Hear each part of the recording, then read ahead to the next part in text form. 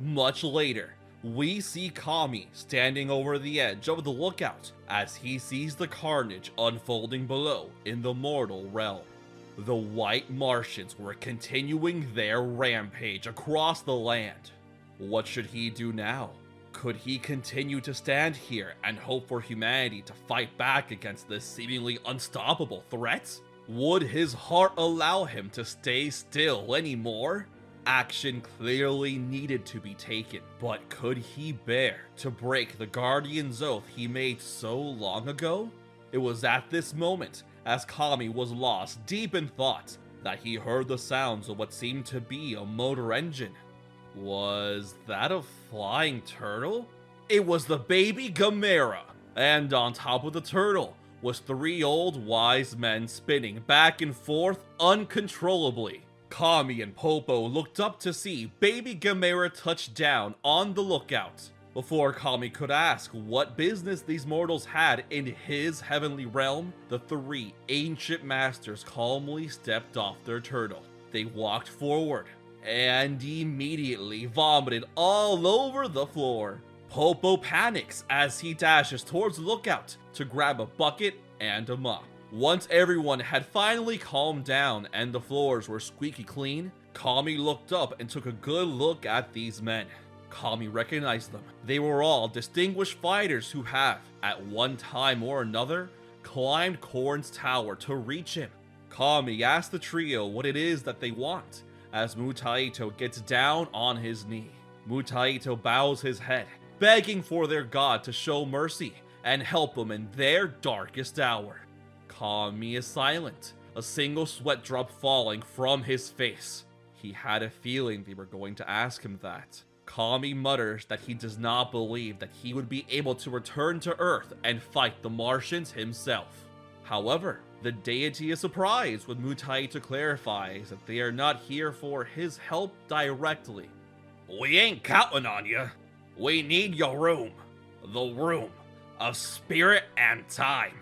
Please, Lord Kami, let us use your time chamber." Kami stares at them in disbelief. He asks them if they are sure of that request. Surely, they must already know how excruciating and painful it is to simply be in that dimension.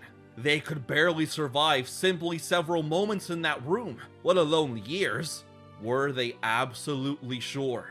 Without any hesitation, the 3 martial arts masters nod in agreement. Kami's mouth hangs open for a moment, processing the immense resolve these men must have to protect their planet. For the first time in many years, John remembers the resolve his father had as the protector of Mars, and he smiles. Kami agrees to grant their wish as he requests Popo to prepare the room with enough supplies for the 3.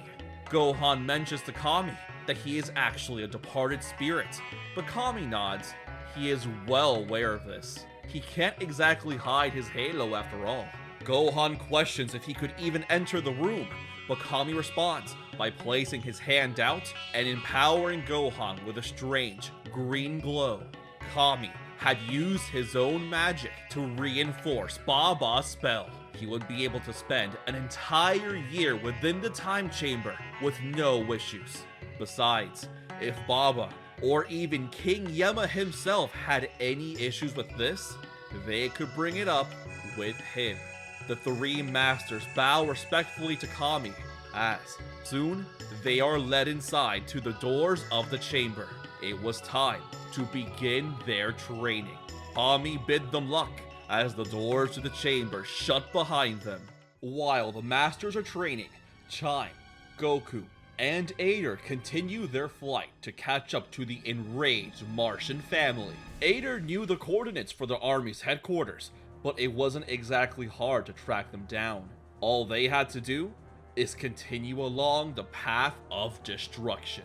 Goku had to cover his nose. The overwhelming smell of fire and death was almost too much to bear. They make their way to the Red Ribbon Army headquarters, where they finally see the White Martians easily dispatching waves of soldiers and robots. Goku, Ader, and Chime arrive to assist a weakened Tao General Violet, General Silver, and General Black, who is now in his giant battle jacket mech.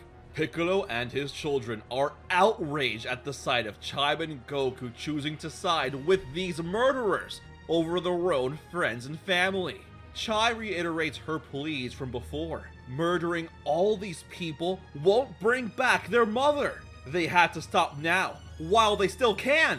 But just like before, her family refuses to listen. Goku gets into a battle stance as Ader gulps. The army was confused, but the generals didn't care. Even if these were kids, any help against these monsters would be accepted. At this point, maybe they could even serve as a distraction, as they can then run for their lives. Goku and Ader team up with the remaining generals against Tambourine, Cymbal, and Drum, while Chimp tries to calm down her father. However, the children were conflicted. Despite everything they had done, a part of them still respected and cared for Goku. They recalled the young boy's skills, strength, and kind hearts. They wouldn't kill him for now. Instead, they focused their efforts in eliminating the army first. In a showcase of power, the three Martians fire laser beams from their eyes, immediately wiping out thousands of soldiers and artillery in a blink of an eye. They had hoped their display of power would convince Goku to run away. Instead, Goku can only shake in excitement and anticipation. Despite how scared he was, he just couldn't help seeing strong guys and get excited. And so, the battle began. Yet, it wasn't truly a battle. It was a beatdown. Although Goku has indeed become more powerful, he still isn't strong enough to face off against the Martians. They beat him down relentlessly. Despite how skilled and powerful Goku is in this story compared to canon, it meant absolutely nothing to the absolute power of the Martians. Not only were they unfathomably strong, they could easily read the boy's mind to know his next move. Their intangibility, flight, and other bizarre and unknown Martian techniques put Goku in the absolute worst circumstances. Ader attempted to help, but he was absolutely no match for any of the Martians either. It got so bad that at one point, one of his arms shattered upon contact with Trombone. The situation was not looking good. However, things weren't quite as bleak as they seemed. Suddenly, Goku hears something familiar that he remembers hearing not so long ago. It was a loud, approaching noise. It was Bulma's ship! As Krillin and Yamcha descended from the clouds high above him, Goku and Ader smiled brightly. They were glad to see their friends again. Krillin and Yamcha suddenly arrived to offer their help. They couldn't stand remaining behind knowing that Goku, Ader, and their masters were out there risking their lives. Knowing that they wouldn't be able to help much, they came anyway. Yet, what could they possibly do? Not only were they severely outmatched, but many of the army's troops and robots had been decimated. The brothers give Goku one last chance for him and his friends to just get out of here as fast as they can. This would be their one and only warning. If they attempted to fight back again and protect these horrible, disgusting excuses of waste known as the Red Ribbon Army, they would show no mercy. The remaining generals and Tao were stricken with fear. They were unable to move from the immense pressure radiating from the Martians. Goku himself, despite his battered body and immense injuries, still attempted to stand back up. He was delirious. He could barely keep himself awake, but he had to fight. He had to! If only they had just a little bit more power. Just a little bit! They could turn the tides. Surely they could! This is when Yamcha has an idea. Without warning, he spits on Krillin's head, wipes it with his sleeve, and immediately asks an injured Goku to look. Goku doesn't know what he means, but he does it anyways, looking toward Krillin's shiny forehead. In his delirium, he actually mistakes it for the moon. His lips clench, his body stiffens, his eyes turn white. And in front of the Red Ribbon Army's remains, his friends, and the enemy invaders, Goku transforms into a mighty Ozaru. Yamcha is amazed that Goku was able to move around like that, despite how injured he was a moment ago. Did his transformations heal him? Or was he just so pumped full of adrenaline and anger, he didn't care about his injuries? No time to question that now. Yamcha, Krillin, and Narrator had to focus on not getting stomped on and survive this giant, rampaging monkey. As a mighty great ape, Goku was able to attract the brothers' attention and put up a much stronger fight. The remaining army generals, Yamcha, Narrator, and Krillin used this time wisely and regroup. Together with Ozaru Goku, they launch all their special attacks at the Martians. Dodonpas, Kamehamehas, concentrated gunfire, and a gigantic missile of death. Yet, they couldn't manage to leave a single mark. Deciding that it was no longer time to play with their food anymore, Tambourine swiftly kills Colonel Violet and Silver in a brutal display of power, as Drum fires a mouth blast straight through Officer Black's battle jacket. In a single moment, the giant machine erupts in a massive fireball. Only one Martian would be needed to keep Ozaru Goku busy. Tao is caught in the battle jacket's explosion, on the verge of death, as Tambourine and Drum laugh with jubilation at their mother's killer. Meanwhile, Chimp continues her efforts to hold back her father, with zero success. Piccolo was becoming even more irate at his daughter's perceived disrespect. He needed to discipline her for siding with those savage humans. He notices movement nearby as he stomps the ground, creating an earthquake that tears the remains of the Red Ribbon HQ apart. Chimp notices a part of the castle is crumbling, swooping in and saving an old man from being crushed. As she manages to drop off the stranger, she is immediately struck in the back by a punch from her father. The attack caught her off guard, and the force left her on the ground, completely winded as she coughed out blood.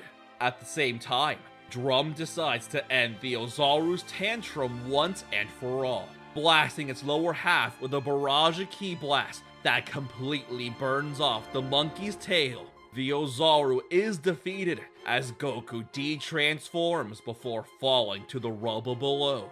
Krillin, Yamcha, and Ada try their best to defend Goku from the Martians, but their efforts are wasted as they are easily swept aside like ants in a storm. Chimp is incapacitated, the army is decimated, the Z fighters are defeated, and Goku is naked and unconscious on the floor. Just when it seems that all hope is lost, a loud blip is heard.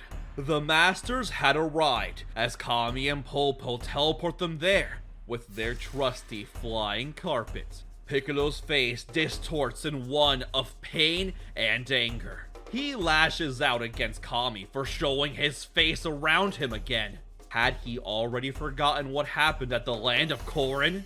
He has failed to keep his promise yet again, asking the deity if he's dumb enough to try and stop him. Kami sighs and states that it's not a guardian's job to interfere with the affairs of Earth. Instead, it'll be this planet's martial artists who will save it from their fury. Piccolo laughs, commenting that it'd be completely useless. What could these insignificant worms possibly do against him and his rage? Kami extends out his hand, ordering his students to attack. To defeat the Martians, the three martial artists spent an entire year developing techniques in the time chamber. Gohan thought of expanding the power of the Kamehameha to include eliminating any vestiges of evil, while Roshi pondered if he could develop his senses to the point he could move without thinking. However, the technique they ultimately settled on was Mutaito's sealing technique, the mafuba. It was a move that could seal anyone away, regardless of their strength. Unfortunately, as they soon discovered, it would come with a great cost. The energy required to seal away anyone as strong as the Martians would surely result in the user's death. Mutaito theorizes that Gohan should be able to use the technique without any repercussions. After all, he was already dead. He was a spirit. He had far more energy than either Mutaito or Roshi. Besides, it's not like he could die again, right? Although Roshi and Mutaito were more than willing to sacrifice themselves for the sake of the Earth, they should at least rely on Gohan first to see if he could seal away the Martians on his own. The plan was set, as Roshi and Mutaito attempt to immobilize or distract the Martians. Gohan would swoop in with the mafuba and seal them all away in a rice cooker. Popo was upset he had to give away his brand new rice cooker, but it was for the sake of the planet, so he could probably buy one later, if they live. Back in the ruins, the ultimate battle of ultimate destiny was decided. A fight between Gohan, Mutaito, and Roshi begins against the White Martian family. The decades of experience and techniques they've developed over the years allow them to stay in the fight, even though they're nowhere near as strong as the aliens. Furthermore, the fighters have a plan. They have the mafuba. As long as they could survive long enough to find an opening, the Earthlings had a slim chance to win. Piccolo yells out to Kami to stop being a coward and face him! However, when he turns to face the deity, Kami is already gone. He was serious. Kami would not intervene. This was a mortal dilemma that required a mortal solution, no matter what he thought of the matter himself. During the chaos, an elderly scientist wearing a lab coat drags Goku's unconscious body and an injured Chimp underground through a trapdoor underneath the ruins of the Red Ribbon headquarters. After an unknown amount of time passes, Goku wakes up to find himself in an underground laboratory. Chimp slapping had finally woken him up. Goku yells out in surprise, asking who took him away from the fight, as an old man approaches them. In this secret bunker, it's revealed that this scientist was a man named Dr. Gero. He had witnessed the massacre of the army and saw Goku and Chimp's attempts to save them. Chimp herself even saved him for one of those super-powered freaks. Seeing that they were about to get killed, he went out of his way to rescue them. Chimp thanks the doctor for his kindness, but she states that she needs to go out and help in the battle once again. She could feel the fight raging above ground. She knew she could change the tide of the war. Goku attempted to stand. He had to get back up there and fight with her, but he screams in pain, his aching body refusing to move. Without much of a choice, Chimp leaves the injured Goku with Gero, who promises to patch up the boy the best he could. He was a genius. Fixing bones and internal organs was child's play to him. Chimp chuckles nervously at the doctor's generosity as she takes a deep breath. Before she leaves, Gero growls at her to do her best in killing those demons. She remains silent as she turns intangible, phasing through the rubble as she leaves. Back on the surface, things were not looking good. Yamcha and Krillin were left knocked out in the rubble, their arms shattered. Ader was worse off, his steel body torn in half. The masters of the Turtle School were on their last legs. Was this it for humanity? However, in a spectacular move, the tides of the battle finally shifts in favor of Earth. Chimp emerged from the ground beneath them, blasting boulders and debris in all directions, tackling her brothers from behind as their guards were down.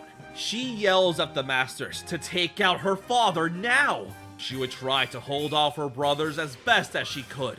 The masters nod. They couldn't let this opportunity go to waste. Roshi and Mutaito get their second wind, bulking up and firing a master-student Kamehameha directly at Piccolo. The blast does not harm Piccolo in the slightest, as he manages to push back the beam with a single hand. He roars at the humans, condemning them for refusing to acknowledge the difference in their power. Did they really think that their measly attack could do anything to him? Roshi simply chuckles as he mutters that no, they couldn't, and they were counting on it. In a flash, Roshi and Mutaito yell out to Gohan to do it now.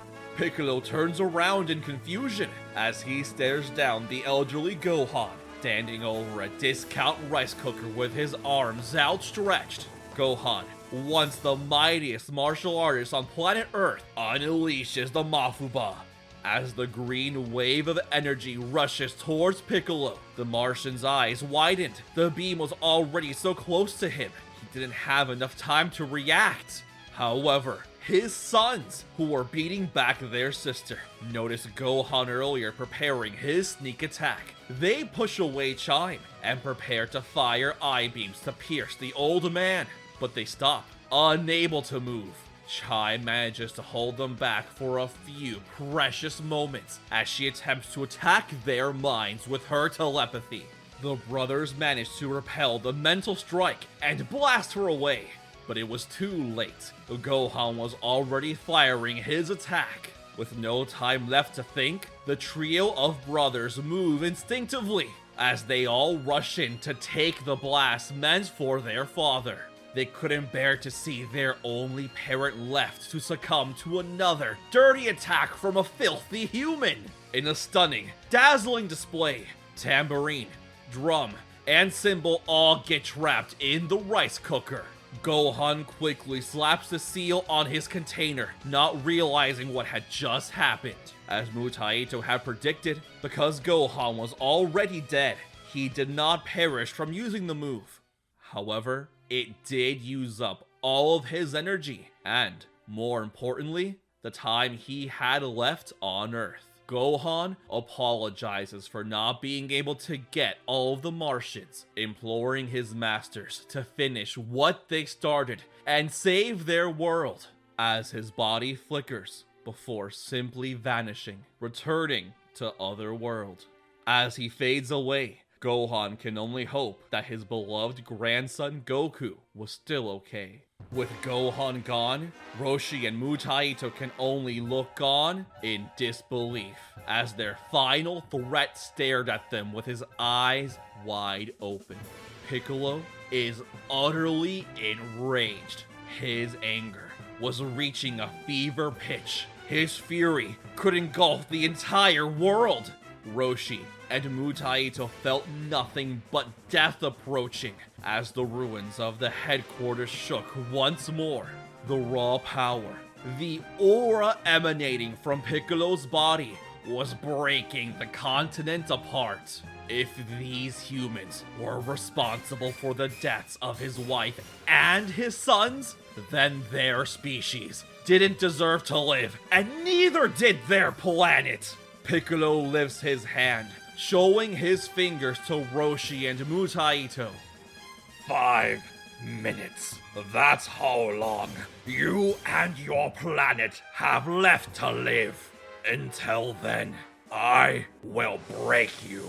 I will make you suffer beyond anything you have ever experienced. You will wish for death, and I will gladly give it to you.